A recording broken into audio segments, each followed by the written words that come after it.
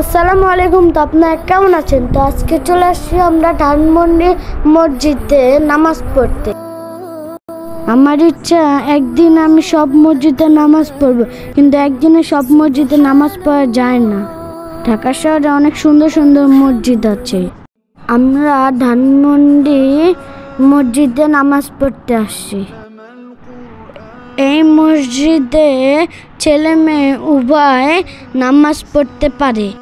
নিচে ছেলেরা নামাজ পড়ে, উপরে মেয়েরা নামাজ পড়ে।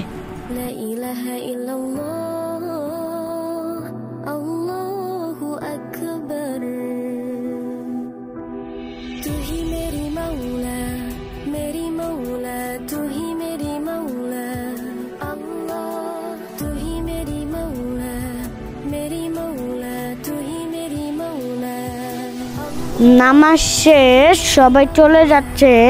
আল্লাহর কাছে আমি দোয়া করেছি আমাদের দেশের শান্তিটা আবার যাতে ফিরে আসে।